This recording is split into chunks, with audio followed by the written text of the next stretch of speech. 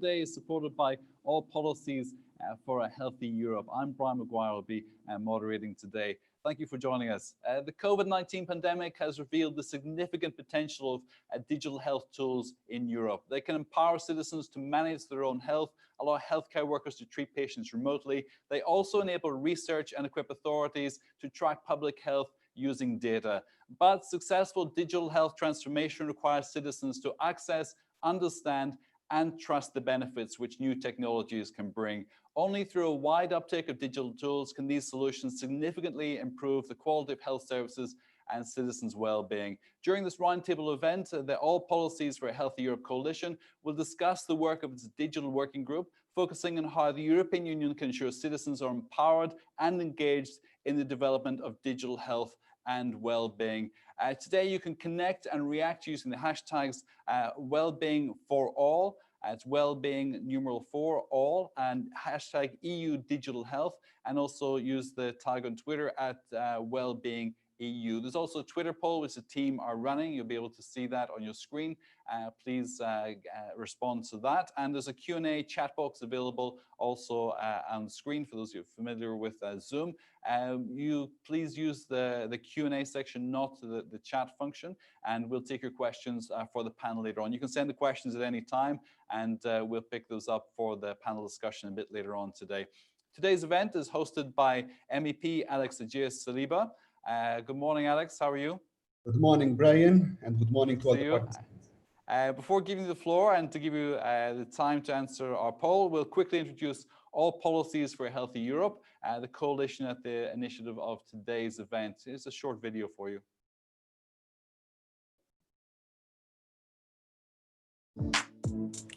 70% of Europeans want to see more action at EU level on health and well-being. Our mission is to position citizens' health and well-being at the center of EU policymaking. We need to better tie health measures to other linked areas such as the environment, climate, digitalization, food and nutrition, pharmaceuticals, and this will be precisely the focus of our synergies within the Commission. All Policies for a Healthy Europe is an intersectoral initiative that brings together a diverse group of NGOs, think tanks, associations, companies, and individuals. We champion a broad and bold vision for health and well-being and see health and well-being as catalysts to a stronger economic model. We seek opportunities for collaboration beyond the healthcare sector. All Policies for a Healthy Europe is keen to support the European Commission's vision for a healthy, climate-neutral, socially inclusive Europe.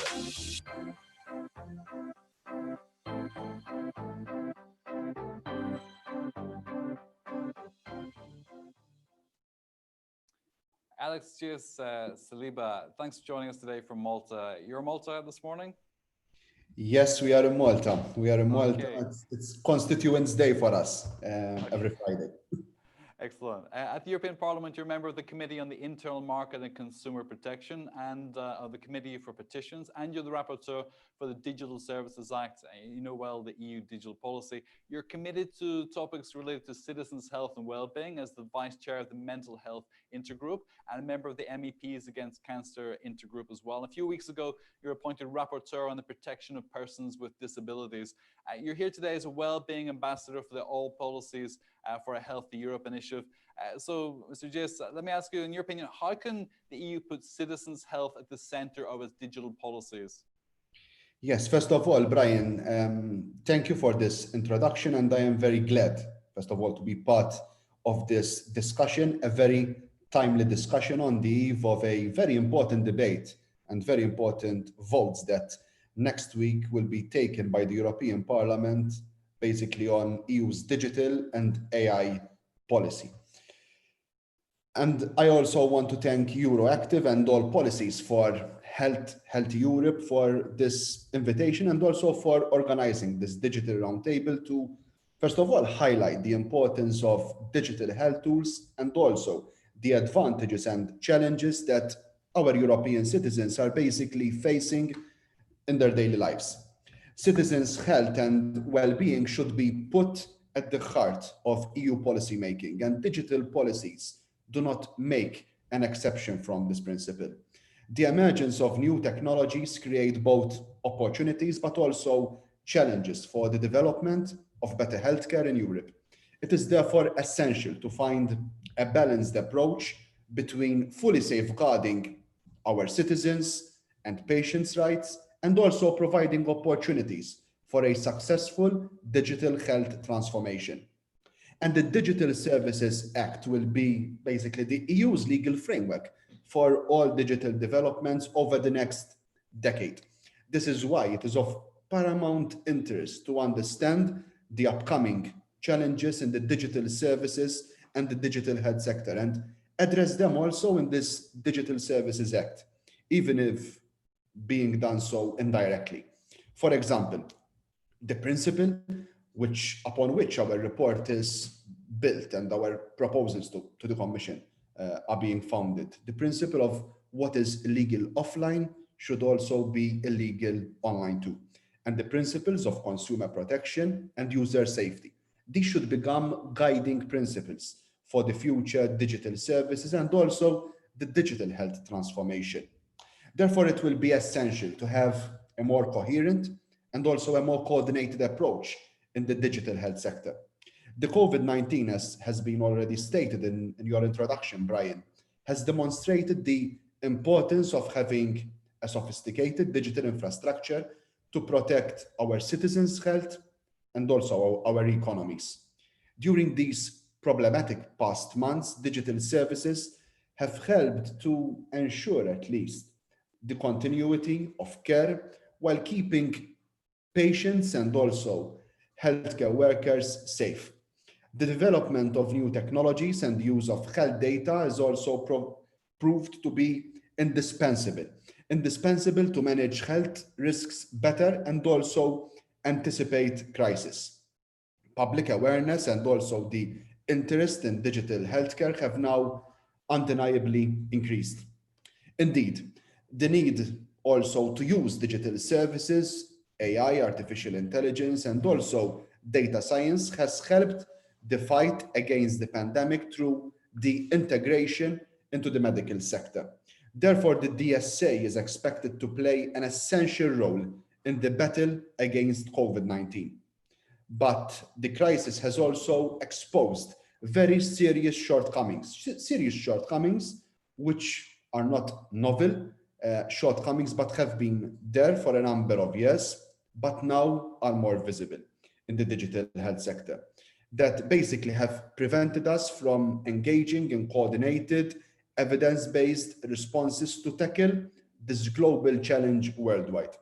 The pandemic has also demonstrated how vulnerable our EU consumers are basically to false claims and also misleading practices of rogue traders, particularly those selling, for example, false medical equipment or also dangerous products online that are not compliant with union safety rules and also unfair conditions and also unfair pricing for our consumers.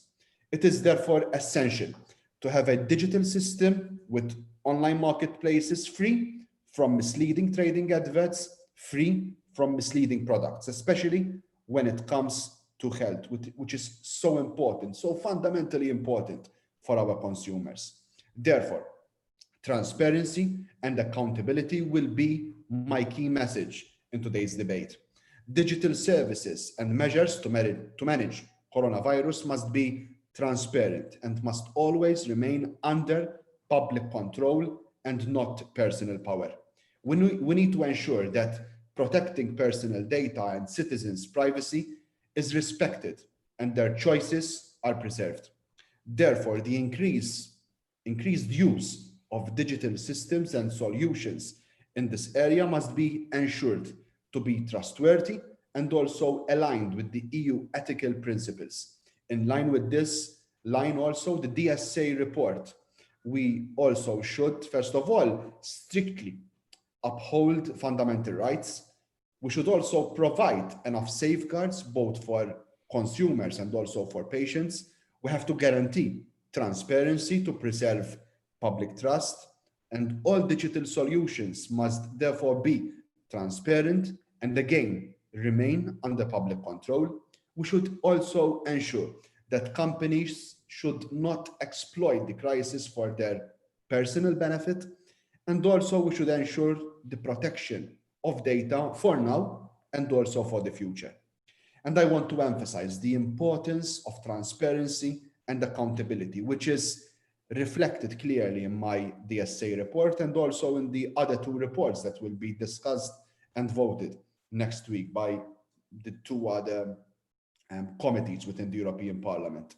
If we don't have transparency, if we don't have accountability, we will end up in a situation where consumers will basically lose confidence in the system. This will have negative implications, negative also impact on the future digital health services and also for the transformation which we are aiming to. Another priority is to raise awareness about data sharing. Health data is critical for the digital transformation of the healthcare sector. The crisis has clearly shown a lack of unity, a lack of coordination among European health systems, which also shed light on the benefits of better sharing and the use of health data to bring healthcare in the EU. The time has come. The time has come for a European health data space to enable health data exchanges, strengthen also cooperation across member states, and also promote research and innovation in this area. Last but not least, artificial intelligence has the potential to improve people's lives from prevention through also diagnosis to treatment, home care, public health management. However, the development of AI technologies faces many challenges, including trust, privacy, bias, data access, data silos, as well as infrastructure, technical skills, legal, and also the huge amount of ethical questions. Therefore, the development of artificial intelligence should adopt and adapt itself to the needs of European citizens. To conclude, I am honored to be the ambassador for AI policies for European health. I also look forward to the publication of the policy paper on this very crucial and critical topic that we will be discussing today. I am also excited to hear the contributions from today's panelists. Thank you. Alex, Saliba, thank you so much for excellent opening remarks, setting the scene for the discussion which we'll have today. Indeed, the digital working group, which Alex refers to, has been working on a policy paper focusing on how the European Union can ensure that citizens are fully empowered and truly engaged in the development of digital health and well-being. The paper is to be published before the end of the year. So let's take a little bit of a moment to look at the background of this with a short video that explains the policy paper and what it will highlight.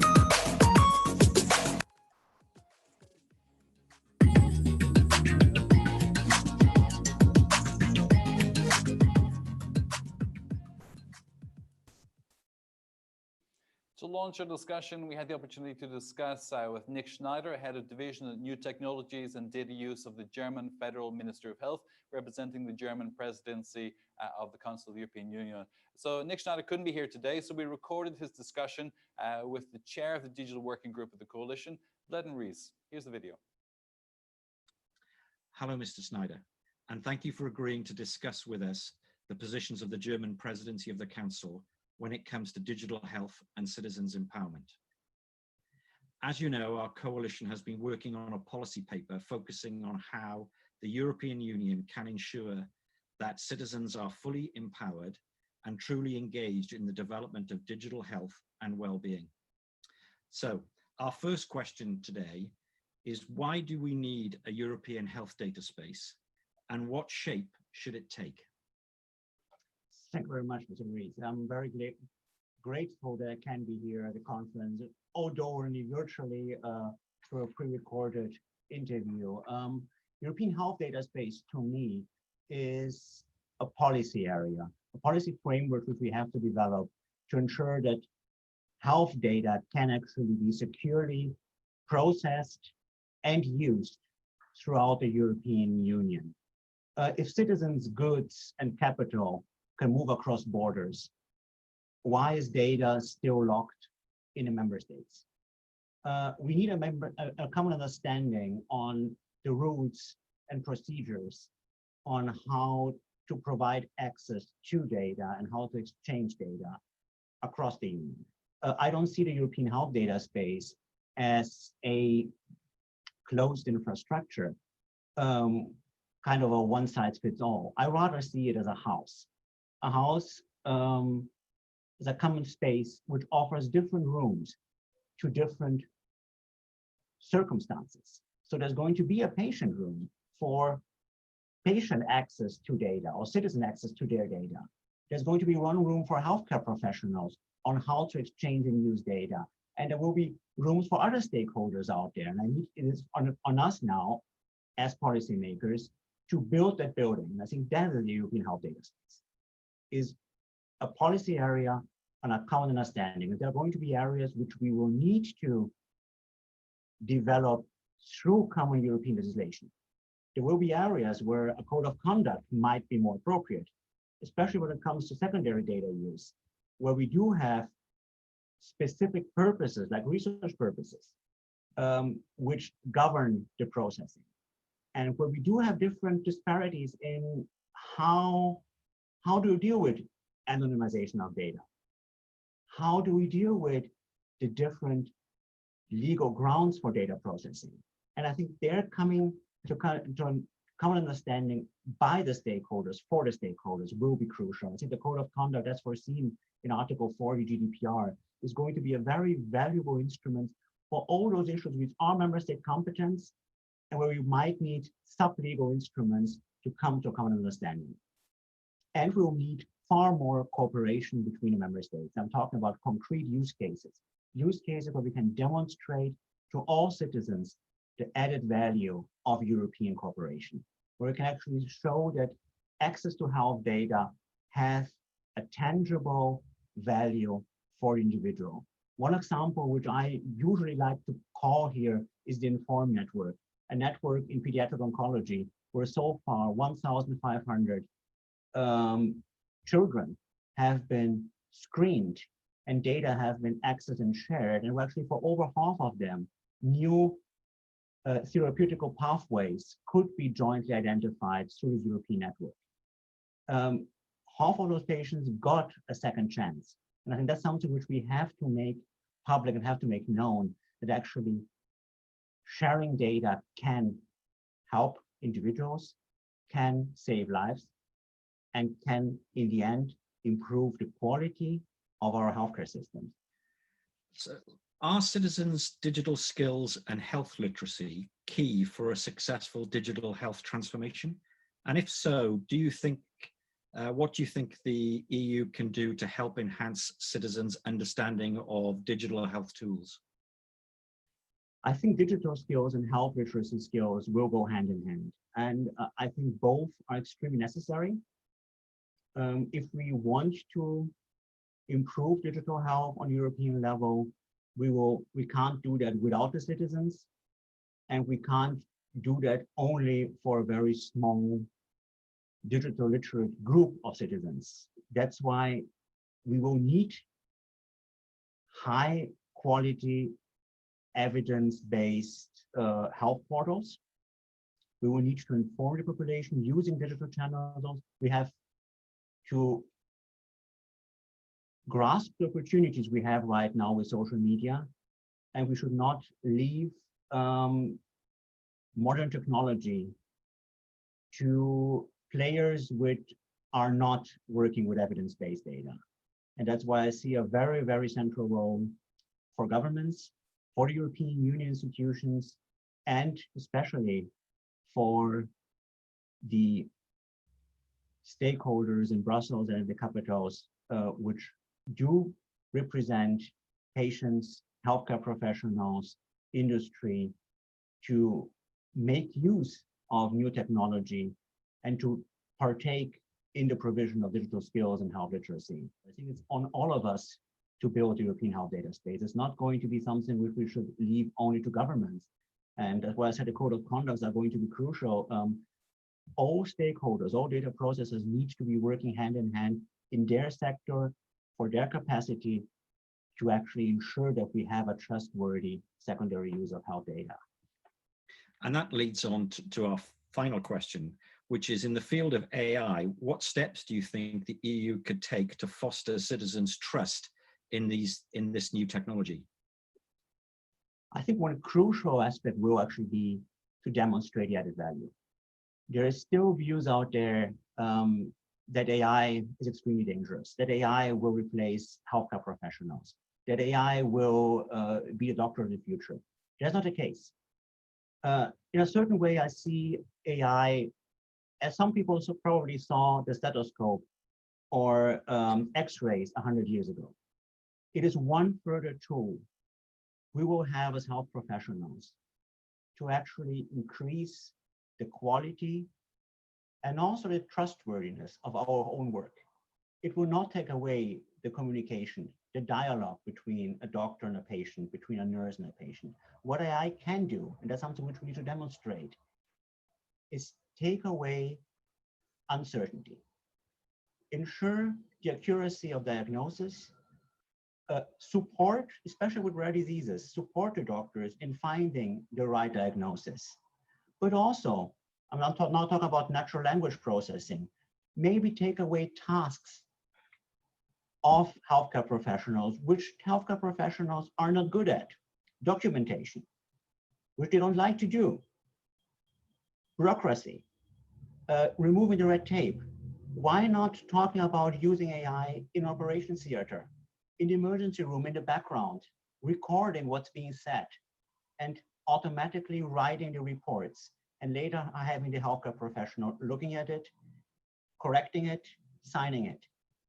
That will save time what is necessary for proper healthcare work. Thank you very much, Mr. Schneider, for your valuable insights, which I'm sure will feed into an interesting panel discussion during our roundtable event. Our policy paper will be published before the end of the year, and we will be delighted to share it with you and have any comments that you wish to make. Thank you again.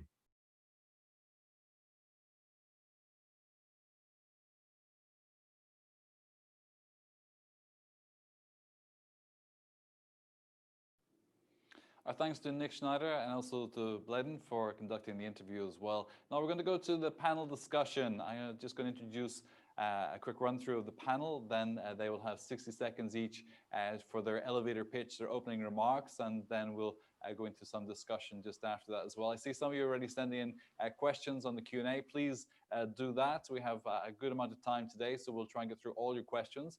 So I encourage you to start sending the questions in now, and we'll take them in order of reception as well. So let me just introduce our panelists today. We have Iona Maria Gligor. She's head of unit at European Reference Networks and Digital Health at DG Sante, the European Commission. Very welcome. And Bert Verdonk, he's the business leader at Philips Population Health Management. Welcome to you, sir. Martine Levy, she's a scientific director at clinical innovation at Janssen Johnson & Johnson. Good morning, Martine. And Birgit Bauer, she's digital health expert and patient advocate, chair of the patient advisory group of the European Society of Radiology. Good morning, Birgit. And Bleden, who you already saw in the video as well, he's the deputy chair of the European Connected Health Alliance and chair of the digital working group of the All Policies for Healthy Europe. Let's kick off with 60 seconds. Iona Maria Gligor, can you hear us? Yes, I can hear you. Hi, good to have you with us. So your elevator pitch, 60 seconds just to kick off. So I would like to make a plea for the European health data space. The Commission will have started already the work in this area together with the German presidency, and a lot of work will continue next year with the legislative proposal, with work on the infrastructure, data quality, and capacity building for the member states. But the European health data space, as Nick Schneider has said, this is not only something for the government, it's something for everybody, from patients to companies, researchers, and policymakers. Thank you. Bert Verdonk, 60 seconds, sir. Yes, my name is Bert Verdonk. I've been working 24 years for Philips, always in the healthcare informatics type of business. Population health management is my latest endeavor. And as Philips, we're also contributing and participating in this in these challenges in Europe. We've seen a lot of our initiatives prove useful in order to transform healthcare in a digital way, but we also see a lot of burdens to which keep these initiatives small. So our plea here, our pledge today, is also to look for what is it that is inhibiting us to scale up the impact of these initiatives and to create scale within a region, within a country, and where potentially also across border, in order to bring the benefits of such approaches to a much larger population and have a larger scale impact. That's my pledge for today. Excellent. Thank you, Bert. Martine Levy, 60 seconds. Yes, hello. So in Janssen R&D Clinical Innovation, we look at breakthrough new approaches in digital health, patient data, and also novel trial designs, which we pilot and we demonstrate the value. And it's our very strong belief that we can only build secure solutions together with the patients. So that's my plea, to look at the European health data space and also AI and how we can work together with patients to make advancement. Thank you, Martine. Birgit Bauer, 60 seconds. Yeah, thank you very much. Good morning, everyone. Yeah, you introduced me as digital health expert and patient advocate, as I'm a person living with multiple sclerosis for 15 years, and I'm as a MS blogger from Germany. I see every day how patients struggle with the digital health solutions.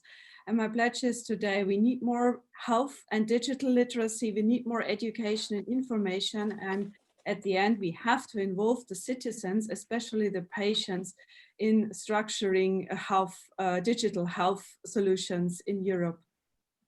Thank you, Birgit. Bleden Rees, now with Ty, I see, since you were speaking with Nick. Good morning, 60 seconds. Good morning, all. The European Connected Health Alliance has 50 international ecosystems, so in geographically defined areas, so regions or countries, and we transfer best practice, lessons learned, and failure from one place to another overnight. What we're trying to do, and our pledge, is to deploy and scale up established solutions. And it's as simple as that. Thank you so much. Iona Maria Gligo, what plan does the EU have on the creation of a European health data space, and what's in it for citizens? So as I said initially, next year we are planning a legislative initiative on the European health data space, which aims at strengthening the use of data for the healthcare, for the policy making, for the regulatory purposes, and for research and innovation.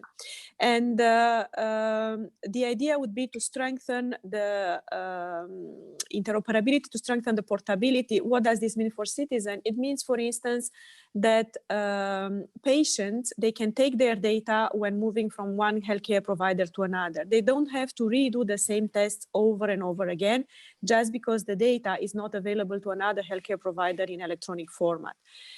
What does it mean in terms of the so-called secondary use of data? It means better treatment, better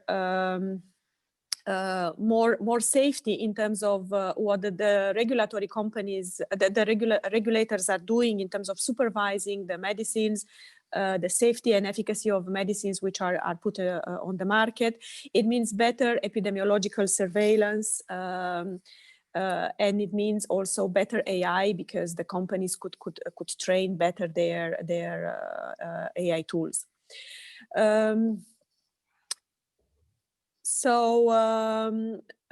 In order to do that, as I said, we are working on 4 main pillars: governance and legislation. We are also working on infrastructure, quality of the data, and the capacity building for the member states. Maybe another thing that I wanted to underline, what it means for the patients. It also means easier provision of digital health services cross-border. This is one area where we are looking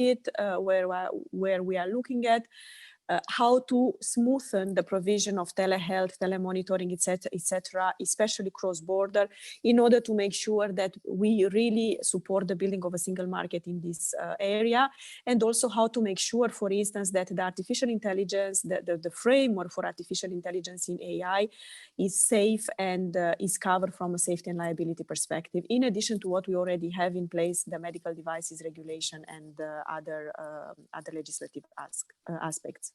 Excellent, thank you, Anna. Bert, only through the broad uptake of digital tools can digital health make a transformation in people's lives. How would you recommend to get those tools used at scale? There's many aspects in order to make that successful. And you've seen people experiment with this over the past 20, 30 years with a lot of learning taking place, but still struggling to get some of these bottlenecks removed. What we see in order to make things successful, and I saw already a question in the panel as well, is the buy-in from the citizen, from the users, from the patients is very important, as Birgit Bauer will also confirm, of course, in this panel. So the buy-in from the public is there. And so we need to build things that are very easy to experience, to use in confidence from the start, and design our solutions as such. But even then, we still need to also resolve the technical burdens and legislative burdens, because like we hear, indeed, we need to still do some work to get cross-border sharing fully enabled across the European Union. But even within the individual member states, we still see bottlenecks from a local or regional data sharing perspective. So there's still some legislative work to do to break through. And then from a standardization perspective, we need to talk the same language. We need to consistently talk about diagnostic codes, treatment codes, measurement units, to make sure that we can exchange these data elements consistently in order to make things work. So again, I would say 3 major areas of work: the buy-in with the public, easy to experience, the legislative frameworks to allow and enable these exchanges to happen, and then there's standards to be sufficiently complete and agreed upon how we talk the same language when exchanging data. And I think technically all elements exist and they are there. It needs to be brought together and made to work for the specific healthcare applications that we aspire. Excellent, thank you both. Martin Leve, how can we ensure high quality real world data to further digital transformation of healthcare that really benefits the citizens? Yes, so that's a very broad domain. So as you indicate, the data quality is very important. And I really liked the comparison by Nick Schneider about the house and the European health data space. So there can be multiple purposes. When I first start from the industry and to develop better treatments, of course, being allowed to reuse patient data for scientific developments, it's of course still a key question, and we believe that we really need to reach out to the different stakeholders. That's the patients, but also the physicians that capture the data. And as you pointed out, so the data quality, it's really a major topic also that can be managed at the hospital or at the data custodian level. So standardization, decisions, agreements across European countries and regions to use certain codings, it was mentioned by Bert just a minute ago, in order to share the data. Now, there is a lot of technology, but I wouldn't like to focus and zoom into that. To me, it's still the essential first thing is to have the trust of the patient.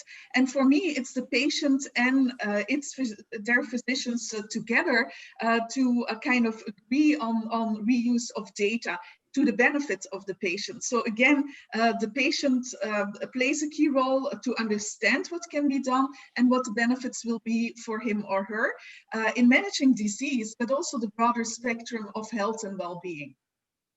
Thank you. Thank you so much, Martine. Birgit Bauer, from your perspective, how are the digital health tools important for patients? Yeah, this is a great question. I would say it's important to have an overview about the own health data.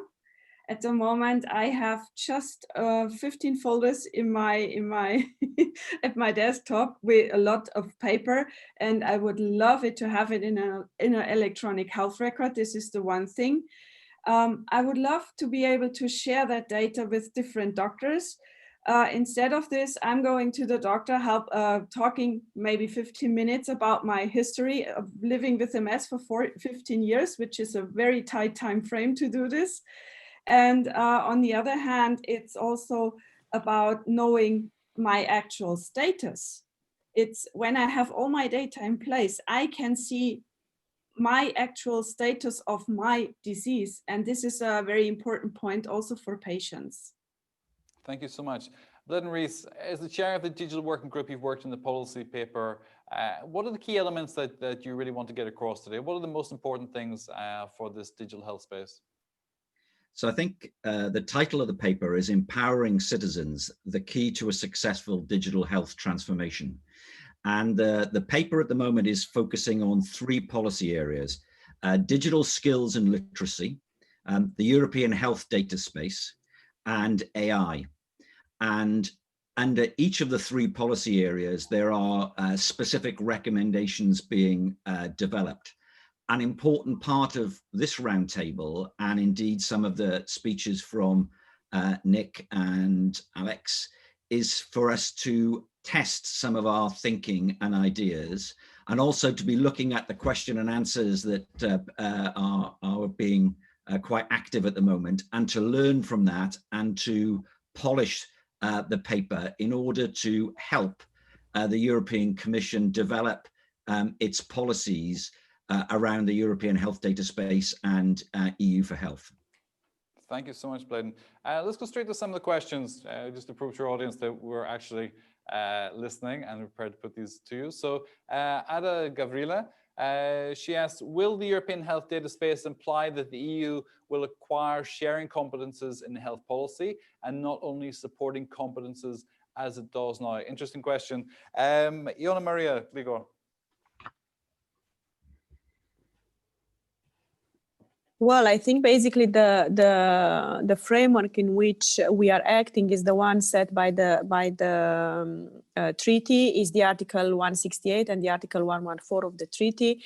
There are elements which are related to supporting the member states. There are elements which are also related to ensuring that there is a real single market and which allows for the free movement of persons, for patients taking the data with them when they are moving in another member states, which allow for the free movement of services, including the digital health services, etc. So this is basically the framework which we are moving in and which we are going to respect. Thank you. I wonder whether the COVID crisis is shifting this perception within Europe, and next time we do have a treaty adjustment, that health is more firmly embedded within the responsibilities of the Commission. Anybody else want to offer comments on that? Should health be within the Commission's remit, do you think?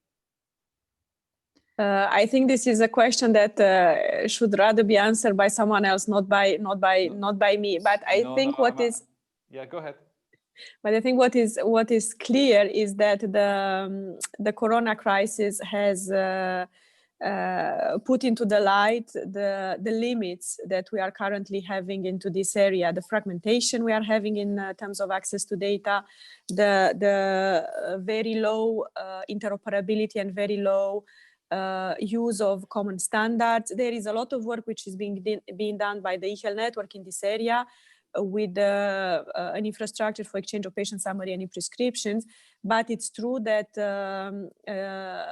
despite recommendations and guidelines very strong to use, for instance, certain standards and specification enlisted in the electronic health record exchange format by the procurers when they are procuring infrastructure at national, at European level, the impact so far has been quite limited. So these are all things that I think they came into the spotlight in the crisis, in the corona crisis, and have to be addressed. And that would also, for instance, prevent ad hoc solutions like the one that Philips have been put in place very rapidly and very efficiently in the Netherlands. But maybe we need a little bit more structural solutions that would allow for real interoperability, for real portability of data, for real access of patients to their data. Thank you. Bert, let me put this to you in a slightly different context. Maybe it's not necessary for Europe to acquire these competences if the tools are already there and private companies are able to provide essentially the same structure and services within the freedom of movement of services. Do you think that private companies are able to manage this within the existing European network to scale up the policy interoperability? Do we need more legislation to help us through this? I would say probably yes. So first, to state that I think we need to ally together with the industry to try to bring this at a higher playing field, because we see that we are inefficiently working, trying to do good in small pockets. But I think data sharing and even if you want to collect data in a credible manner to enable artificial intelligence, we need to play at a much larger scale. So we will need, and you see that current initiatives get blocked too rapidly by incomplete standards. I would say there is a good basis of legislation, a good starting point for standards, but if you bring it to a real application in a real area, you still see that we're bogged down by too many gaps in that standardization. And the Philips portal, which we enabled in the Netherlands, which Iona was mentioning, was an example. It absolutely solves a need, but then you start seeing that there are still some cracks in the picture in order to get it fully accepted and being able to use it at a fully national scale on a permanent basis. So the willingness is there. I think industry should ally and team up, and then together, collectively work with patient federations, with government authorities to see, okay, where are the remaining gaps in our standardization landscape in order to be ambitious and to tell us, hey, we cannot accept that a COVID crisis taps us and we are still stumbling at square one on the type of data we need to get control on that pandemic. We should be able to share the data essential to control the consequences of that pandemic at a much more efficient manner. And we will not solve that on a small regional scale only. We need to be bold and dare to solve it at a scale level where that can be really impactful. Like you point to as well, nothing solves policy doesn't move forward quickly in Europe until there's a crisis to drive that agenda. And yeah, but let's take that positively then and use the crisis to accelerate on some fronts. I mean, we're perfectly fine if it helps us to get to a next level of interoperability that we need and that citizens require from us, then we should do that. And I want to build one additional point is that, and we hear it in the speak, is that there should be one EU data space. We don't believe in one space. We believe in a federation of spaces. And I think to what Bledin says, we should build on initiatives that are already there. We should not rebuild everything from scratch, but we should unify on the standards and the frameworks in order to do that in a safe manner and allow these spaces to be federated such that collectively we advance science faster, we advance the way we can provide healthcare faster by rallying these initiatives together and create speed through doing that. It's not one space, it's multiple spaces that we need to go after.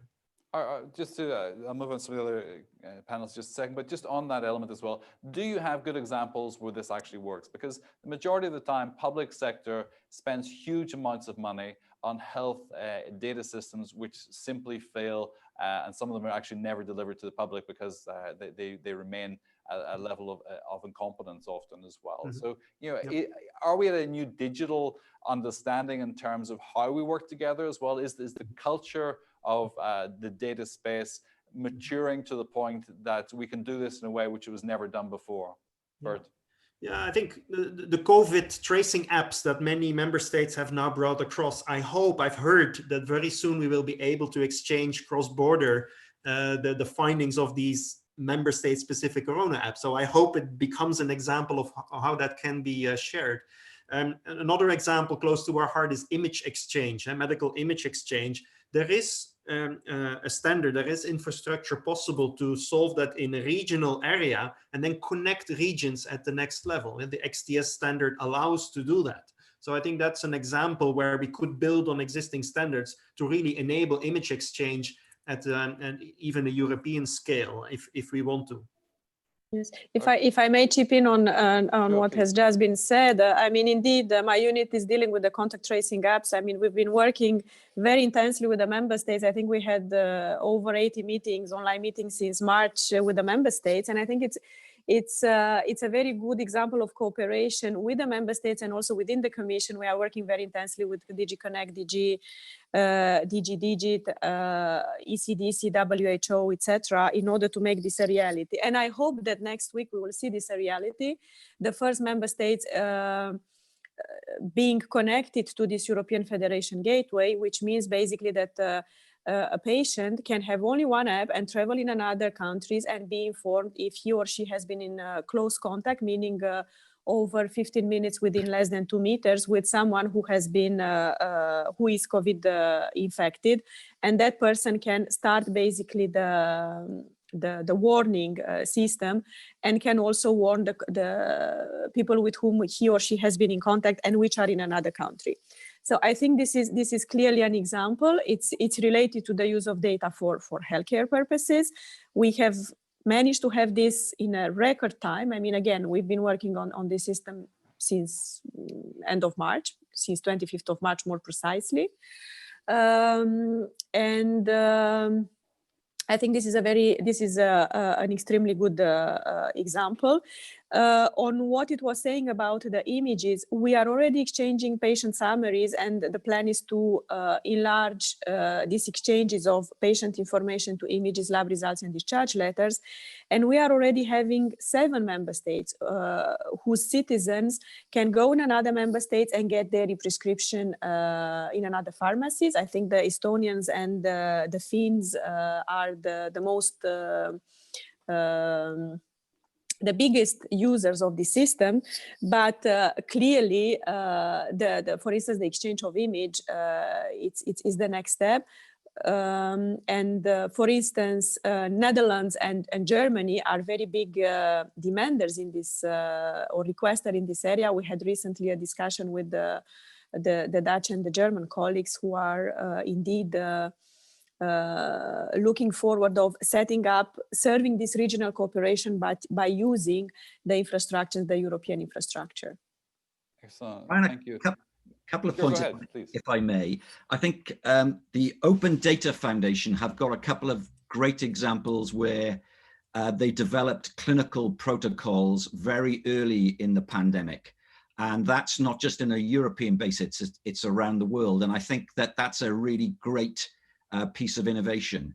But I do think that the pandemic, without wishing to be controversial, the pandemic has demonstrated the complete failure really by countries to properly prepare for a pandemic.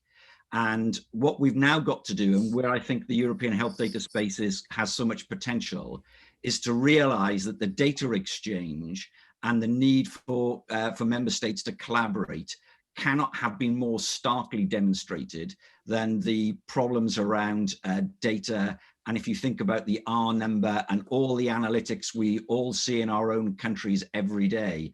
And I think that it's really important that as citizens, we demand that actually some of the lessons are learned and that the acceleration of digital health for the benefit of citizens takes place.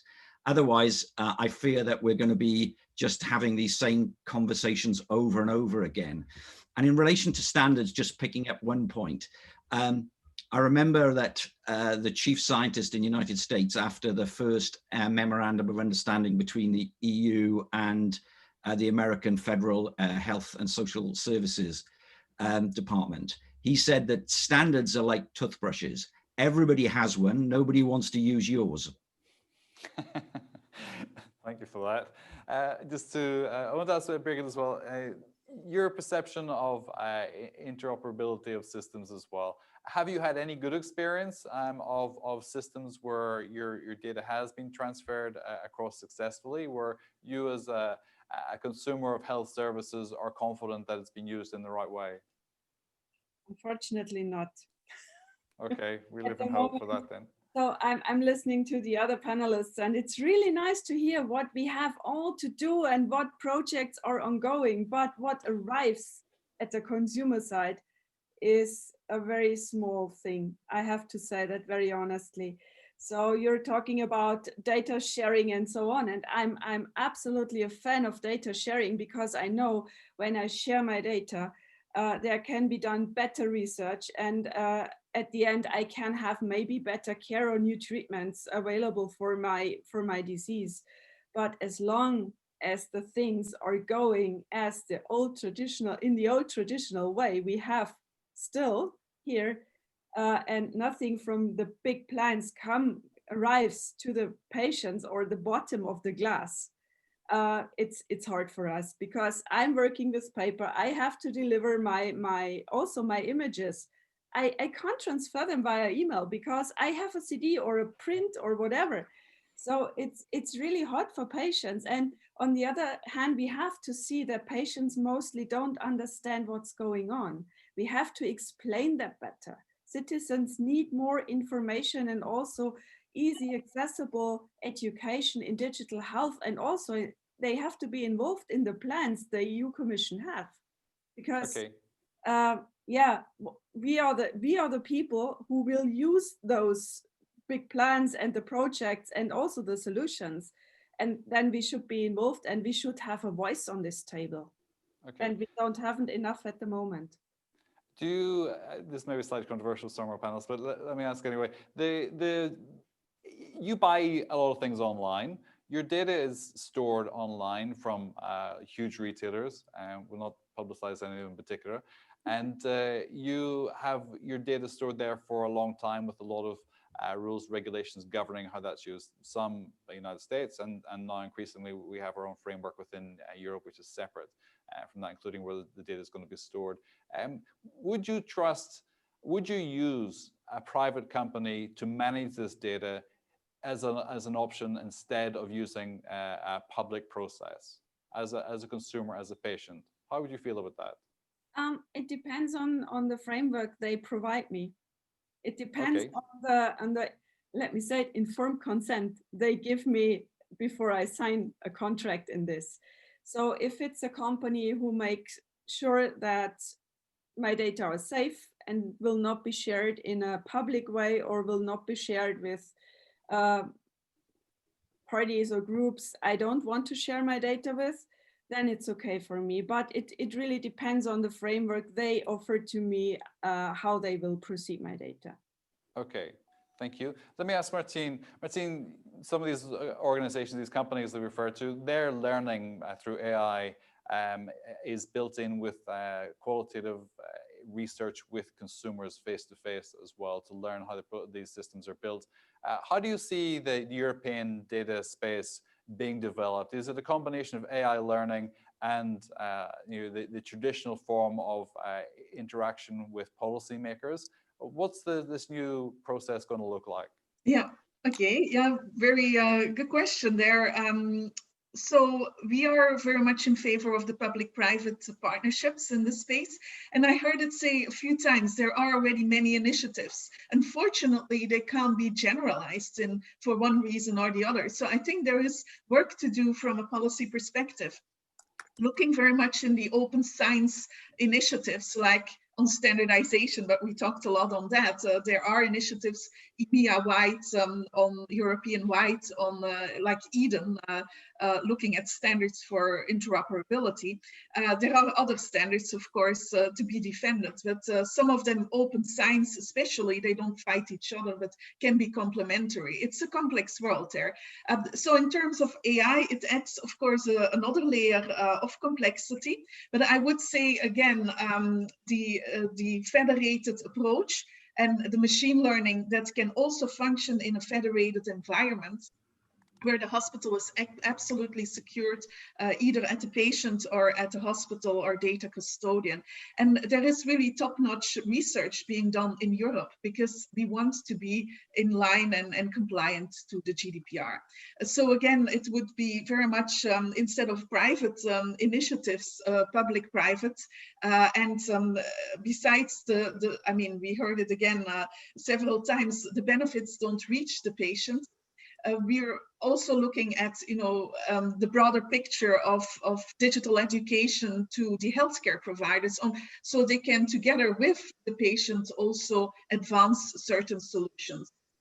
Because which solutions do you have in mind? So one of the projects, it's called Athena. Again, it's a regional initiative where we look at machine learning in a federated approach. It's kind of still in research as well, but it will work together with patients and their physicians in 2 disease areas to start in oncology, bladder cancer and multiple myeloma specific. Again, this one, I mean, the principles should be expanded. The lessons learned should be shared on a European basis in this field. Thank you. I think we'll return a little bit to the consumer element of this as well in terms of user experience. We have another comment from Juliana, who covered a little bit of this, but I'll read anyway. Juliana Pensini. She said, good morning. While I believe that the health data space is of crucial importance, the European Commission should look introducing digitalization at health regulatory authorities level and interconnect each other with EMA2. This pan-EU digital regulatory system would massively support institutions to monitor, prevent, and fast react to health crises such as pandemic and shortages of medicine. Is the Commission working on this? Action should be taken now. I want to comment on that in just a moment. Also, we have from Marlena Vrana, EHN, co-creation of digital solutions, tools, services, procedures with all relevant stakeholders, including most notably patients, is crucial to overcome common barriers such as lack of trust, personal motivation, and low digital literacy. Thank you for that, Marlena.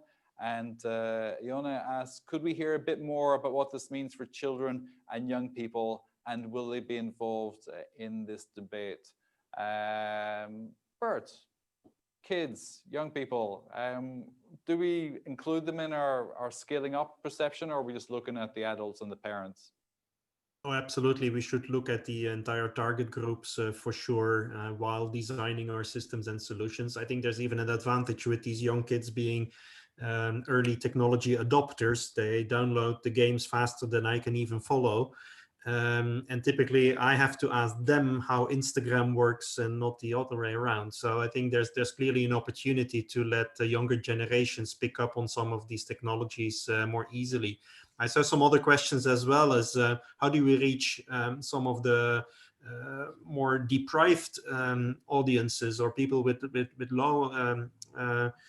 low abilities or low access to some of that technology. I think in that sense, we should also learn, at least we have some experience of deploying solutions also in Africa in sometimes very deprived populations. And even then you see that with mobile phones being very broadly available, there are very low threshold ways in order to get somebody interacting and onboarding with the health provider. We should really look at the full gamut of tools and what is accessible by for different target audiences. Yeah, that's a good point, actually, because at the beginning of COVID, as government struggled to get a handle on what was to be done, the health inequality issue came to the fore. France, I remember some particular stories, people were required to print off forms to go out in the street. Well, what if you don't have a printer? What if you don't have internet access at home? Because the presumption is that everybody does.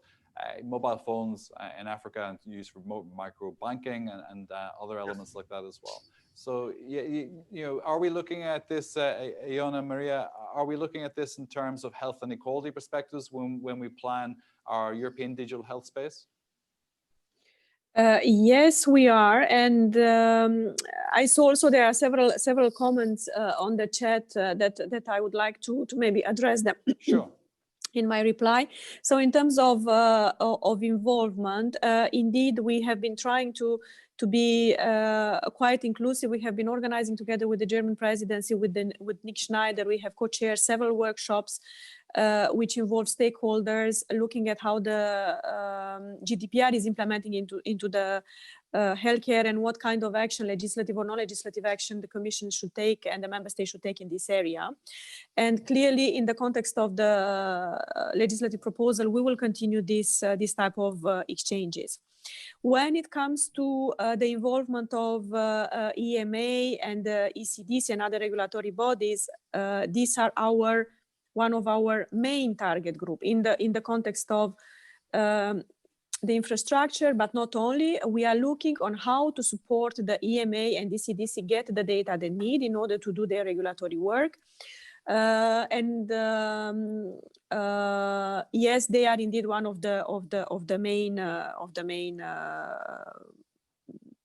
partners with whom we are working, and we are also looking at the possibility of having a pilot project next year to test specifically this together with several member states.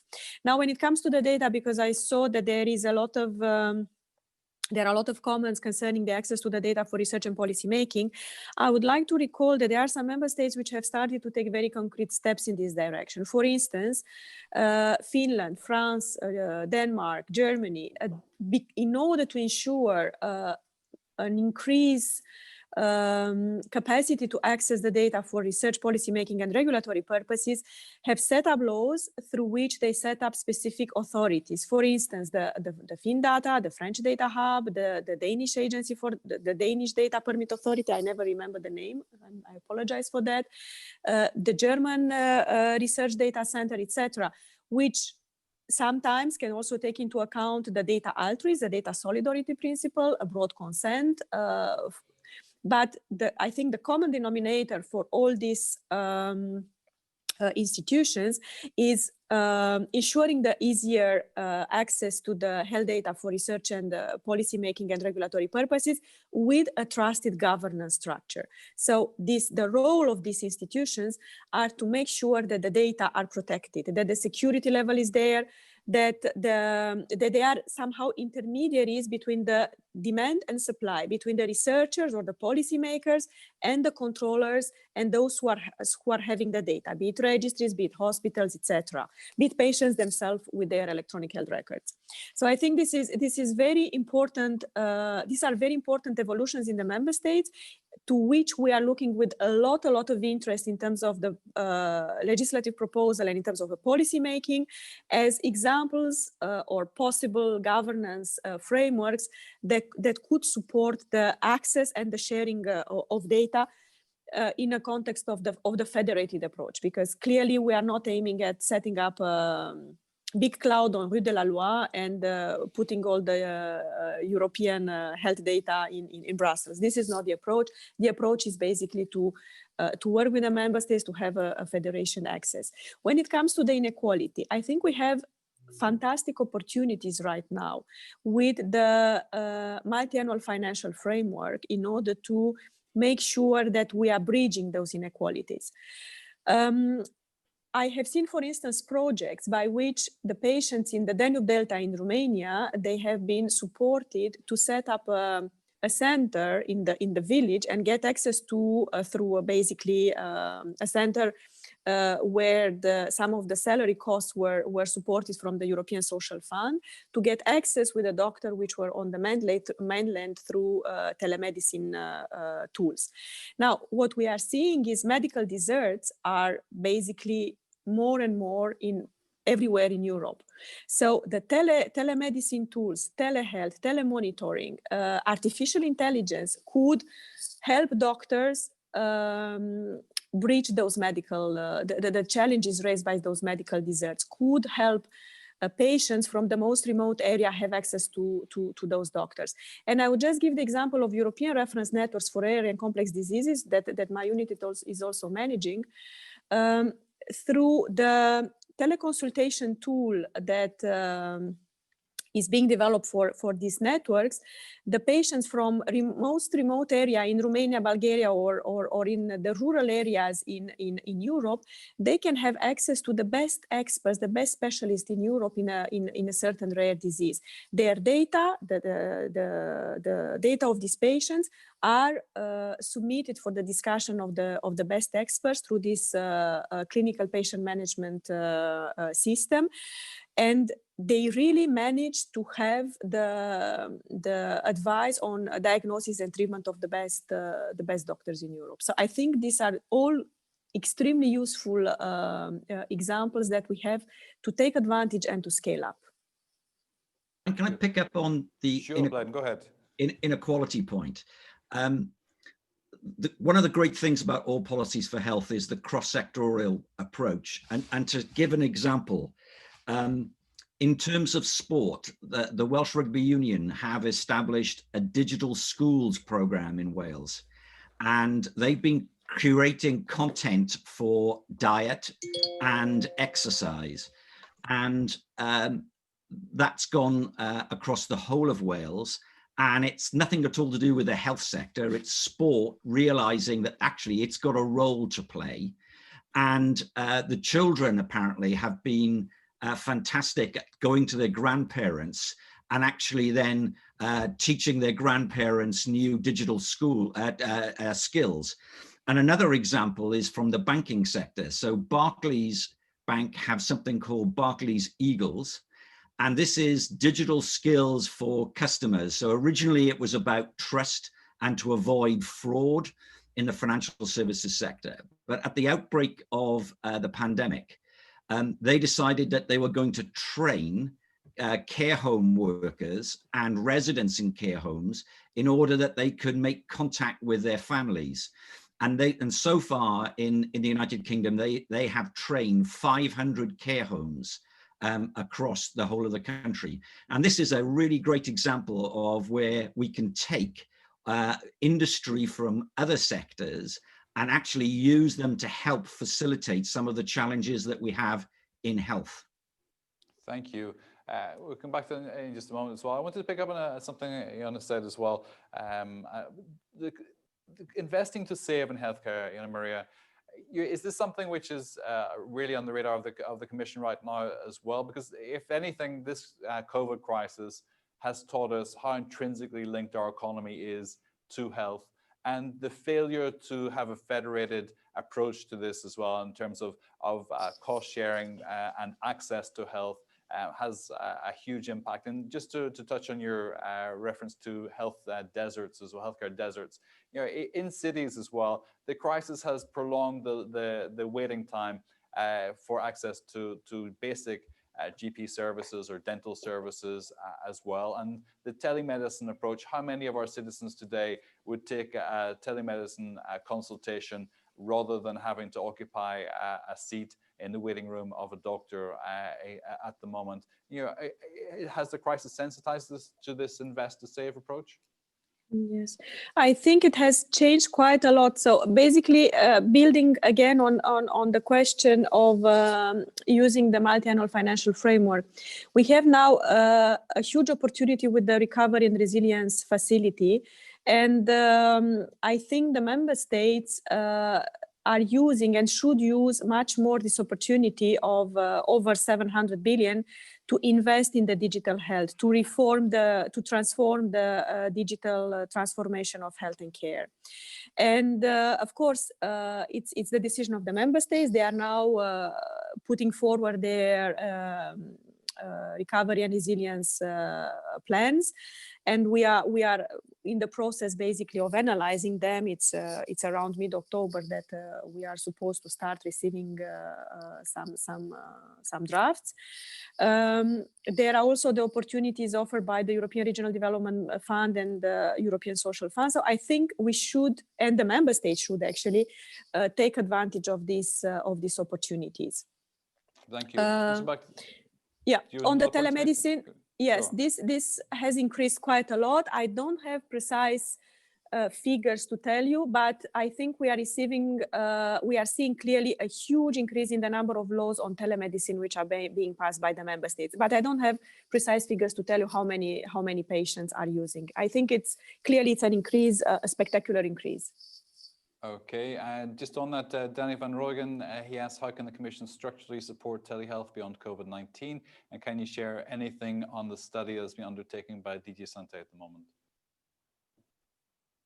Yes, the study is ongoing, and yes, this is what I can say for the time being. We don't have yet the report. When we'll have the report, we will share.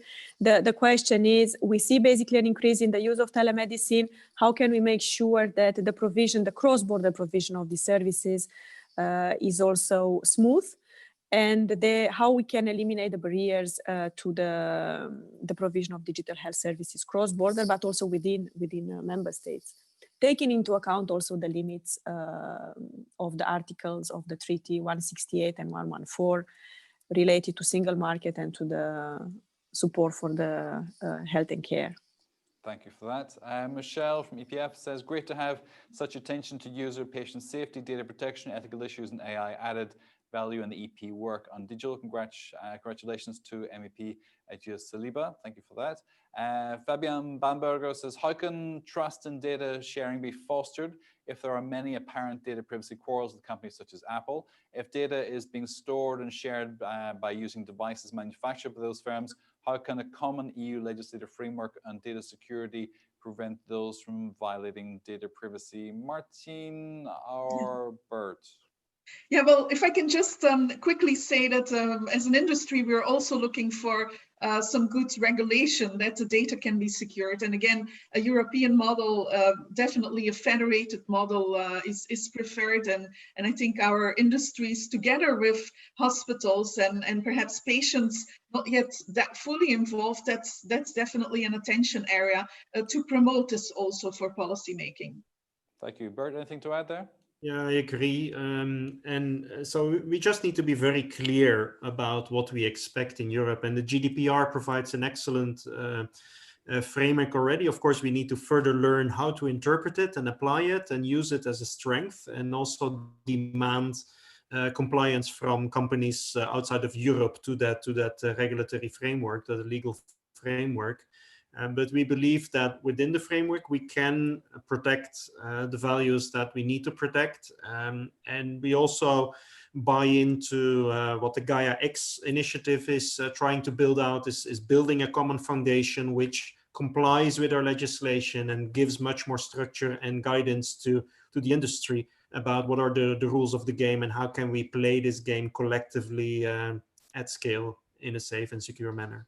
Thank you. Gabrielle says, how can the EU ensure that the digital health learning tools are accessible to everyone, especially the most vulnerable ones, elderly and those living in poverty and those living in remote rural areas with scarce broadband access? We've touched on that. I think we've pretty much answered that unless somebody else wants to jump in. No jumping in. It does seem to me, though, that there's cases of all ships rising in the sense that different sectors, we're trying to advance broadband in remote areas, but that's really not connected with health policy directly. We're trying to increase digital security, but that's not predicated on health policy either. So there's a momentum which is consolidating around a great benefit for health policy and telemedicine, it seems. Simona Guagliardo says, how can we make sure the digitalization of health is accessible to everyone and benefits all without creating even more health inequalities? That's a good question. Bert? Yes, well, I think the reality is there's a lot of inequality in healthcare delivery without digitization, probably even more. And like Birgit Bauer gave some examples, there are clearly limitations in what can be shared today, which is really hampering us. And also people which are sometimes deprived of the way, even physically transporting themselves to the place they can get the best care. So I think digital can absolutely be beneficial to the people deprived of proper care today. Of course, we will still need to be open for the digital barriers that still exist in some areas, and then they take extra effort to make sure that the bandwidth, the connectivity, a basic device is available for those people who do not have it. But intrinsically, digitization makes a lot of things much more efficient and cheaper instead of printing paper and film. So intrinsically, there is progress to expect here. Okay, thank you. Birgit, how do you feel about that? Do you see that there are solutions to these accessibility issues and inequality issues? I think we have the big problem that we have people who are not very open-minded to digital health. Some people will not use it because they don't have access to internet, for example. They don't have a smartphone, especially the elder ones. And we have to take care that we bring them on board because this is important. And we also have, especially in different patient communities, we have people, they don't have the budget to buy a smartphone or a tablet or something like this. So they can't have access to digital health because of the money. It's a financial reason. And we have to take care of them too, because it's not easy for them to go to a shop and buy, yeah, I need a smartphone, please. No, it's not possible. And this is what we also have to take care of. So we can talk about digital health, and I would appreciate all the things because I'm a big fan of it. But I also want to take care of those who have a financial problem to buy something or have an understanding problem to. So my father is 80 years old. To talk to him in digital health is yeah, it's not possible because he wouldn't understand that. He's not coming from a generation who have used a computer daily or usually. And for them, this is a big problem. And I think we have to take care for this because this creates also inequality. Also sometimes of the language. Not everyone is for example, when you go in Germany to a doctor and you come from another country, maybe you don't speak the language. We have to make sure that we have also a language for them in place. Not everyone speaks English or Spanish or Polish or whatever. So we have to make sure that we also clean this inequalities out, also the social cohesion. So I think it's a really interesting scan of different types of inequality. Go ahead, please. Yeah, so luckily, all the examples you give, Birgit, I mean, we've seen examples of how they have been resolved. I know places in Germany, for example, where the healthcare insurer is deploying for chronic disease patients the full package. So they don't need to buy anything. Part of the program to get them better is to deploy a blood measurement cuff or a measurement device and a tablet for them to use. So there are solutions to it. Indeed, sometimes it's not the elderly person who can handle a device themselves, but their kids are very willing to bring this application to them, and it's an informal caregiver who would play the role. So I know it would not apply always, but I've seen a lot of creativity on how this can be brought forward. And I'm with you as well. We should not enforce it brutally on people who don't have that ability. But there's a lot of people, and then again, picking up on the point about kids and young people, there's a lot of people who are just anxiously waiting to be able to interact with their care profession in a digital manner. So let's give him that possibility. So there should be a push and pull approach here. It's not a one size fits all. Exactly. No, I agree with you, Bert. I saw that examples too. I saw some health insurers delivering some devices to people, but it's not for all people, and we need that for all people. This is the most important point I want to share because we have to find the equality.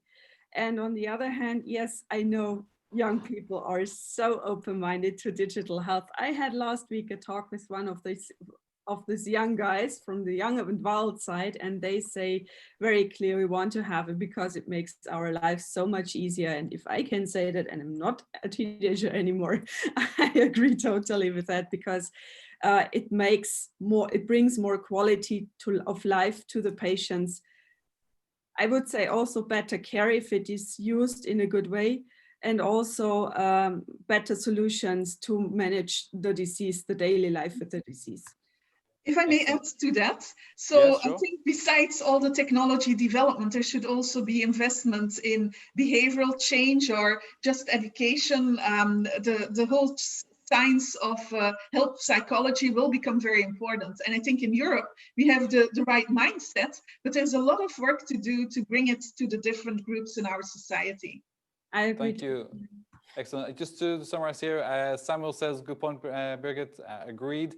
Simona says, thank you, Birgit, for your inputs. I believe it is key not to forget those people who cannot use digital technologies in health, no matter what the reason. And also, just to say that Iona Maria Gligor has to go to another meeting in just a few moments. So I want to put a couple of questions to her just before she runs off. Veronica says, I agree with Iona Maria Gligor's comments that the federation aspect is key to the future EHDS setup. We should learn and build an ongoing national initiative such as FinData and the French Health Data Hub. In light of this, it would be important that the national best practices initiatives are shared with countries that are behind. Inverted commas. Is there a plan on how to do this, enabling sharing of practices, best practices? I also think it would be important for the wider healthcare stakeholder community to be involved in this exercise. And also from Juliana, as she says, in the European Commission planning, is the European Commission planning to introduce digitalization and interoperability at the level of regulatory authorities? This is the backbone, she says, of health digitalization and would massively support member states and EC to monitor, prevent, and prompt reactions to health crisis, pandemic and shortage of medicines. This is the momentum to act. Iona Maria.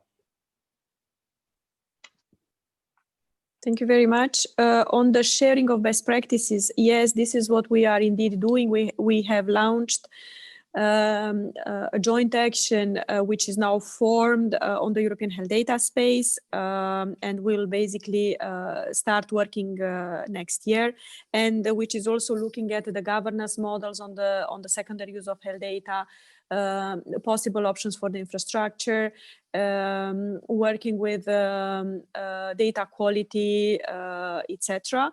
We also have a joint action which brings together the member states on the primary use of data, supporting the work of the e-health network. So indeed, we are working very, very strongly on the sharing of best practices and capacity building of the member states.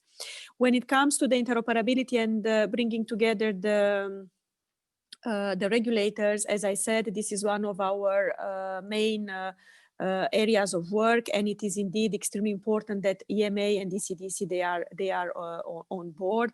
We are looking also at the ways in the context of the next initiatives of how to support easier access of the regulators to the health data through trusted governance, through infrastructure, etc. So indeed, this is on our radar. And when it comes to the interoperability, indeed, the Commission has adopted the recommendation on electronic health record exchange format that the member states are taking on board. We are also looking at ways of strengthening the work in this area, the work on interoperability, the work on taking up on exchange of electronic health records and take up of different standards that would ensure the interoperability and flow of data. Excellent. Thank you so much. Do you have any final remarks to pass on before you leave? Thank you very much. I apologize, but there are a lot of competing meetings at the same time. It was an extremely useful discussion that will also feed and enrich our work in the upcoming period. And I I would really be interesting to see the follow-up of the next part of the discussion. Probably I will see this online. I apologize for not being able to stay until the end, but I would like to thank you for the opportunity to be with you today and to take so many reaching ideas from this debate. Thank you so much. We'll see you again soon. Take care. Thank you. Bye. Let's continue with the rest of our panel here as well. Bladen, you make some great points about bridging the age gap there as well.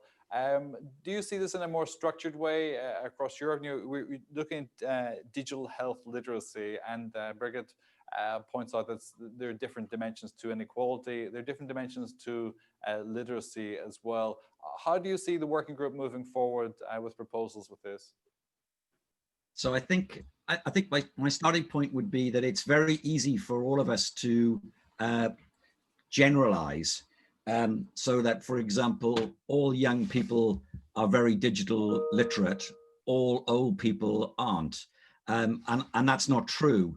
I think that in terms of benefits, one of the problems that we've not been good at as a society is explaining to people the benefits of either sharing their data or using digital health tools.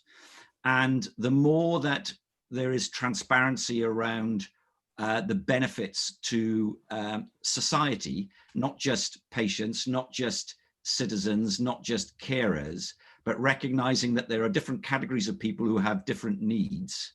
And we certainly believe that until we actually educate both the digital literacy and the health literacy, then you are never going to be able to empower people to lead better lives, to manage their conditions if they are subject to long-term conditions, or to drive well-being and prevention. And a lot of what the working group is also focused on, as is All Policies for Health, is prevention and well-being. It's not all about just treating illness. Yeah, let me follow through on that, because I was at a conference last year in Bucharest where it was about healthy aging, and the outcome recommendations were really healthy aging education should start at 6 years old, not 60, and that the measurement of health deterioration over a lifetime, if you don't intervene in your mid-40s, early 50s, you can forget about reversing pretty much any condition that you've predisposed yourself to as well.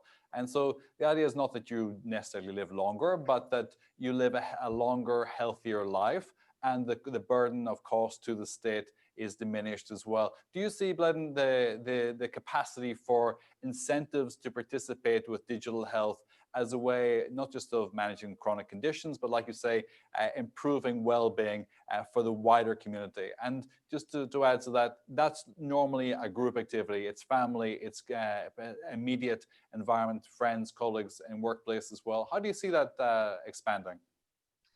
So I think going back to the example I gave about the digital schools program from a sports perspective, I think sport has a massive potential here to help. I mean, sports clubs professional sports clubs have expertise in diet, in measuring all sorts of parts of an athlete's development and preventing injury and then recovery. And this is where the cross-sectorial opportunities lie. And in many ways, professional sports clubs, for example, have huge links to their community. So if you think of German football clubs, French football clubs, Finnish ice hockey teams, and they have all sorts of good incentives to actually get involved in their community and have community programs, which is not about just extra money. So I think one of the things that's interesting us in All Policies for Health is whether we can drive activities from sectors like sport and financial services and use some of the things that they're already doing, which is not about more money, in order to scale some of these things. And I absolutely agree with you that if you capture young people and you capture children and you're educating them about diet, then your chances of reducing diabetes, for example, are going to be exponentially increased. And it is about a range of tools, which are short-term, medium, and long-term. And if you're getting kids when they're young, you're going to prevent problems in their 20s, 30s, 40s, and older. But for somebody who's at my age, almost 60, then I may be a lost cause on some of the longer-term planning. But I happen to have asthma, late onset asthma, which has been stable for a long time. And in part, that's about empowering me to understand the condition and to take the steps that I need to take, whether that's my medication or whether that's making sure that I'm not overweight and that I'm fit and that when it's cold outside, I wrap up so that because that's one of my triggers. But it's all of these things. And so it's not, there's no one answer, there's no magic bullet. This is a range of things that I think that we need to deploy. Excellent. If Boris Johnson's been useful for anything during this crisis, it's been encouraging people to make the connection between weight loss and long-term survivability of pandemic diseases. I see exactly what you say about sport. Two of my kids, the girls, they both play football. Their attitude to diet, everything changed because of the structure they have. And we talk about health inequalities. Sport, and some sports in particular, reach across all demographic categories as well, and that message comes home. It's not something that just stays at the club as well. Let's talk a bit more about AI and the working group as well. Martine, what are your hopes for AI? What do you think we can really do well in the digital health space with AI?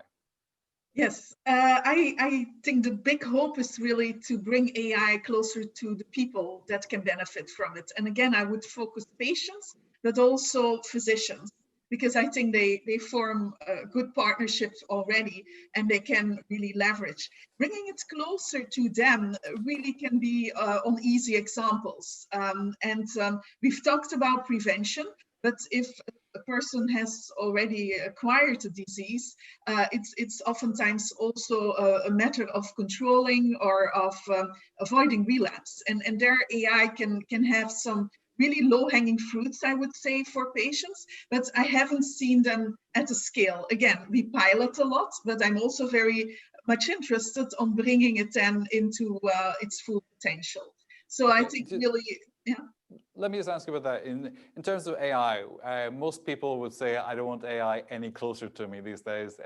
Facebook, Twitter, Instagram are already tracking pretty much everything I do. But isn't there a flip side to that as well? Is that if we're looking at nudge activity from consumer elements as well, perhaps there's a case for looking at AI with a nudge potential for public good as well.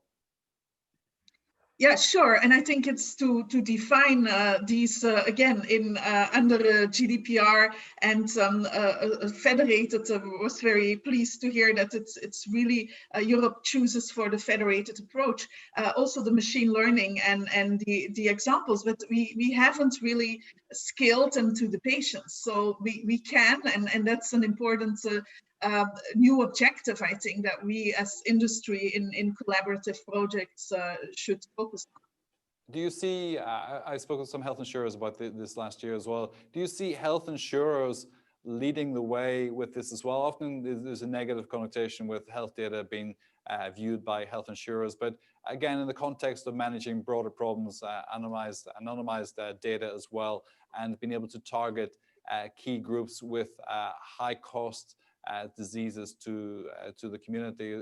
How can we learn in a positive way and balance AI with private enterprise? Yes, again, a good suggestion. I think everybody has to be aligned and agreed to the right mindset, and it needs also a conversation among the stakeholders with the health insurers as well. But there is great potential everywhere where there are nuggets of data with the patients, with health insurers, with the hospitals having a lot more of the data. But I think the conversation really still has to advance in order again to build the trust among all the parties. But are we too sensitive about this in terms of public context? Yes, of course, we want a federated system. There are lots of obvious synergies and huge benefits to be drawn from that. But me, as a consumer, as a citizen, and my health insurer offers me an AI program which will help monitor my health in different dimensions and reduce the cost of my health care over the next 30, 40, 50 years as well. Is this going to be something we're talking about a lot more in the next few years? I guess we will see. I mean, we already see these kinds of initiatives, but what I think is important for us as citizens and patients, now I'm talking, is to have more consolidated programs, more standardized programs, instead of things mushrooming and different approaches. So what Iona also said a while ago on consolidating lessons learned, I mean, it's been a tremendous time of experimenting, but now it's really time to consolidate and make choices as Europe together. Okay, Bert, is public health behind the curve in this? Is private enterprise way out there in AI, and we're missing a trick by not embedding this within our public health system? Yes, I think we do. We're missing a boat, and we're missing opportunities. But I think the point I want to make first is that AI may sound and may be very threatening. So there is an intrinsic fear about people abusing my data, abusing my situation. Surveillance capitalism. Yeah, absolutely. Big Brother is watching and telling you everything you need to do. So that's what we need to absolutely avoid. So I think the justified purpose needs to be very explicit, transparent, and clear. Why am I going to use your data? For which purpose? And if that purpose is genuine and it is about improving your individual health or improving the efficiency of healthcare to the population, those are justifiable purposes. And then I think we should rally and make that possible. And there's so much we can do in improving. Has the public perception or even political perception changed in this regard? You know, we're facing emergency crisis across Europe. Literally, people not allowed to leave their homes. Literally, people not allowed to move to certain places without a track and trace element. Cross-border capacity virtually wiped out with any sense of real freedom at the moment across Europe. Has the dial shifted much more towards a compliance element? And are we going to see AI for public health as a compliance measure required to reduce public health budgets, and also to ensure that the long-term management of public health is much faster, and the rapid response is a way of preventing longer-term economic crisis? Can we I would have a balanced view about that. So in some areas, probably yes, you see an acceleration, and some things will become imposed and mandatory. In order to move, you will need to share certain amounts of data. So yes, in certain areas.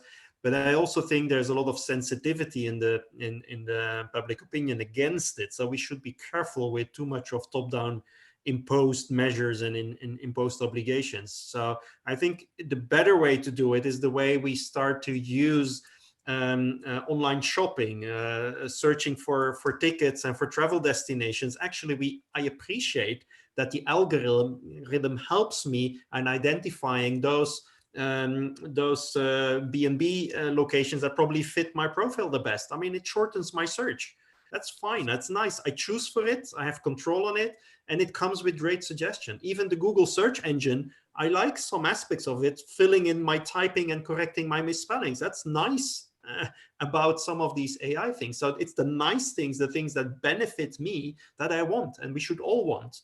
And it should not be stuck in a mandatory top-down approach.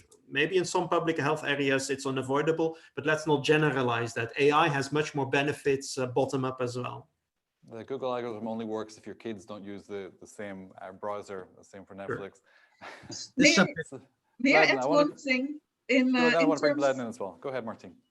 Yes, just in terms of budget restrictions that's going to follow this crisis period, I do believe that we will reconsider. I mean, we as society, AI and its threats, and there are opportunities really now to show that it can be optimizing some of the tasks, and not taking away jobs, but really optimizing and freeing up time, like for healthcare professionals to work with the patients. May I add something? Yes, go ahead, Birgit. The thing is, and I agree with Martine, some HCPs have big problems with AI because they feel replaced about it. But on the other side, and I'm coming from the area of radiology now, radiologists are very often in their dark rooms and doing things what AI could do for them, because they are boring, they are tiring, and they keep the people busy. And I think we have to explain also that an algorithm in radiology, for example, can help to find a diagnosis faster and to have also more time to see the doctor, to have a proper discussion. And this is what AI can bring too. And I think when we are talking about Google and Facebook and the algorithm helping us to find a hotel, we can also bring this also in a relation to say, okay, AI can help you to have your diagnosis faster. Maybe you find more help. I know that from the MRIs, there are algorithms to find lesions in my spine or in my brain faster and better because they are too small for the human eye.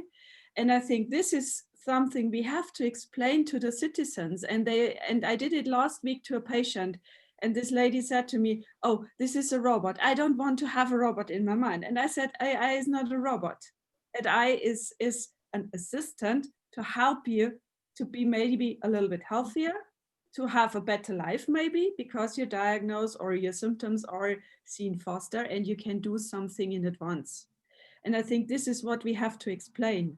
It's coming from the algorithm to find a hotel to the algorithm to find a diagnosis. But these are examples, and I know from the radiology point of view, and I am one of those radiology people coming around, that it is really helpful. And when you explain it very simple, the people understand and they will use it. I'm convinced. You're wearing an Apple Watch, right? Yeah. Yeah. So people who maybe have a cardiac issue as well, there's a 24-hour tracking device, which is not the same as doing an ECG by any means, No. but the data from that is sufficient to alert a doctor to heart arrhythmia, for example, which is a much underdiagnosed condition, and yet that can lead to serious long-term health costs for the patient and for the health system. So this system of I don't want data, I don't want people tracking what I'm doing, but if it's a case of, well, the doctor can see you in 10 minutes to discuss your arrhythmia that you had this morning, and if you just log in on Zoom, we'll have a quick consultation. Is this where we're moving towards, Bledden? I think so. I think there are many beneficial purposes. So if instead of the Apple Watch, think of the car steering wheel that is doing exactly the same thing. And there was an accident in Scotland a few years ago at Christmas time where a lorry driver who was driving a refuge truck had I'm not sure he had a heart attack, but he had some sort of cardiac incident. Yes, I remember this. And he died, and he killed, I think, a mother and a couple of children. If you imagine that the same car, your car, tells you that it needs a service or it's developed a fault, how fantastic it is that it tells you that there's something wrong with you and you should book an appointment or you should go straight to the emergency room. I mean, who wants, if you look at the suffering that people have if they have a stroke, why wouldn't we all want to avoid that? So I think there are some purposes that are very, very beneficial for people, and the vast majority of people will think that's a very good thing. I think that one of the things I think this subject unearths is the fact that across Europe, there are different cultures and have different views to some of the things that we're talking about, and also massively different levels of trust. The Finns are very trusting of their institutions, and hence the fair data, the Finn data and the fair data economy is able to advance very quickly. Clearly, in the past, Germany has not been in that place. And this is why, again, I think in a European context, we can't have one size fits all, because we've got to be respectful of these differences that exist across Europe. But I do think there are some fantastic use cases. And I think with AI, it's a bit like, I sometimes see startups and actually they say we're using AI. And when you look at it, they're just using an algorithm. There's not much AI in it, and it's become the new emperor's clothes. And I think that we've got to demystify it, and we've got to recognize that there are different risks for different AI purposes. So I think if you're using something for a decision support, you're using something for a diagnosis, which Bridget was saying is, people will really respect and value. But then when you start looking at AI in a predictive sense, then there's some of the use cases start to become much more controversial. And I think picking up the question in the chat about the conflict of interest and insurers, I just think this is where regulation has to come in, because if we do not want insurers using certain information, then it needs to be controlled, not left to them to decide how to do it. But by the same token, you've got to understand the black box. So the explainability of AI, understanding what it's doing, being able to audit it, become, I think, very important in order to maximize the value that it potentially has for us. Thank you. Let's see, Bert, Facebook, when it comes to sitting down in front of regulators, most regulators have no clue what's inside that box. And so the legislation is always tracking right behind where Facebook and other companies are able to exploit public potential. Is surveillance capitalism going to be the big threat to our healthcare system, in that people will culturally be afraid to buy in? Or will we be anesthetized to this in a way where public-private boundaries become increasingly blurred? So scale up is likely to happen, but how is that going to be regulated? That is indeed a threat. So we better stay on top of it and make good agreements about what can be done and what cannot be done. So I think, again, that justifiable purpose needs to be explicit. It needs to be documented, controlled. I think the consent mechanisms are very important. Birgit referred to it as well. I, as a patient, want to tell what I want to happen with my data and what not. So I think consent needs to be taken very serious. But yeah, when we do that, then we should go for the positive examples. So where does it benefit? How do I see that it benefits myself as an individual or society? And if we can make that explicit, I think that's the safe path we should go. But what is the benefit? As a consumer, if, for example, I don't have diabetes, but if I had diabetes and the medication prescribed to me in any particular member state, because we don't have a harmonized system, the medication is too expensive. But by subscribing to an AI system, I will get cheaper data, cheaper data also. I will get cheaper medication, but the price I pay is surrendering more of my data.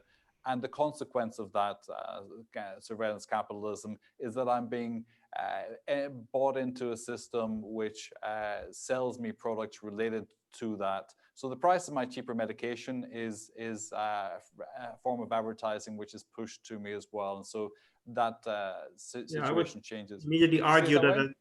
I would immediately argue that is probably not a justified purpose then, because you're derailing into something that tries to sell you something you probably don't need. So that's probably no longer a health interest. And from that moment, this is what I wanted to get to. Do regulators understand that sufficiently to be able to shape a European health space which does not manipulate the needy healthcare patient? I think they understand it, but it is an evolving battle because people are creative, and you will always have imposters that try to work around existing regulations to still find a way to sell something you do not need. So that will always be there, and we'll constantly need to be vigilant and shift that. But the better we control the shared infrastructure and the shared set of regulations, and that people can feel confident, if I work with a supplier that obeys to this framework, to these regulations, then we could make it much safer. Just like anything on the internet needs further guidance and control to keep it safe. But within those safeguards, there's a lot of great things that can be done. So that's what we need to do. It will be an ongoing journey of adjusting the safeguards, but to enable what is beneficial, and to enable the application that improves your access to care or the efficiency of the care that is offered to you, because that should be. Is it fair to compare this with autonomous driving as well, in the sense that we know statistically autonomous vehicles will be inherently safer than the average driver. And so we will be less at risk with as we increase the number of autonomous vehicles on the road. And yet there will also be inherent risks involved in that too. So, but the overall damage done is much, much less than leaving it outside of the digital realm. Although, Brian, I think that perhaps a more interesting analogy would be thinking about internet banking. Okay. There is a risk in internet banking, but we all assess it, and we make the judgment that actually the benefits exceed the risks, and that if we work in a certain way, we minimize those risks. And I think that this balance is what we need here. And when I talk about regulation, I don't just mean hard law. We could be talking codes of conduct, particularly perhaps relevant because AI is moving at such a fast pace, and technology is, back to the point that you yourself made, which is that, you know, quite quickly the technology will outpace any speed with which new law can be created. So creating flexible regulatory codes of conduct, compacts, however you want to describe them, I think is definitely one of the ways forward. And I think that some of the work that we've been involved in recently is around sort of acceptance criteria for the use of things. So I think developing that and an acceptance criteria which is focusing on the benefits for people. And again, something that we've all been saying, you know, clear communication, transparency, understanding the black box. These are all integral to actually the deployment of digital health tools in their widest definition. Thank you. I'm going to ask our panelists just to prepare their 30-second wrap-up, and I'm going to scan through some of the comments and questions that you've said here. You will probably get an answer to most of these from the team afterwards, well, if you haven't had your question read out. Jay Kaiser says, when are you going to address the conflict of interest between sharing patients' medical records versus the increasingly privatized health insurance provision? I think we touched a bit on that.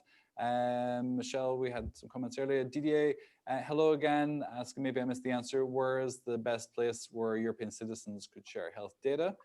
Good question. I don't think we answered that specifically.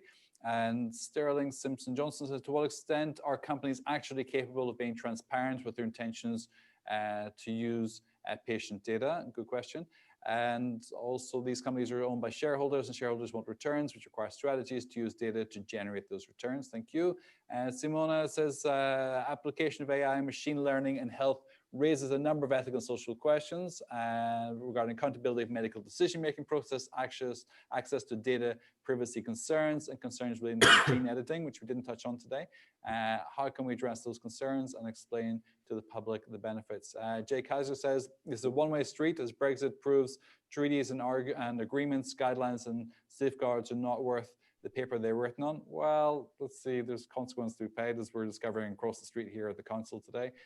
What mechanisms will enable individual control and ability to withdraw from the system? Elect a good government as a starting point.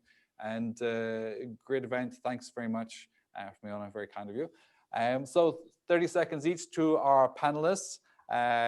Bert, let's kick off with you.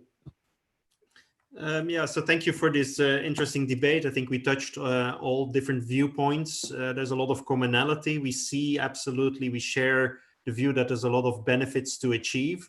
There have been experiments at various scales involving patients, proving benefits to the health system and the efficiency of care. However, they are still very limited at scale and not accessible to many people across Europe. So our pledge remains, let's work together, industry, governments, patients, to break through and enable these benefits that are evidently there, to give access to these benefits at a much larger scale. That's what we at least will continue to work on. Thank you. Martine. Yes, thank you for giving the opportunity to share views. And to conclude, I still feel very strong about collaborating and doing this in different ways, in new ways, co-creating with citizens in new ways, engaging their research questions as well. Invent, because as Europe, we do have top-notch research in federated machine learning, and communicate to all places in society to bring AI closer to the people. Thank you. Birgit. Yes, it was a great debate and I've learned a lot from you.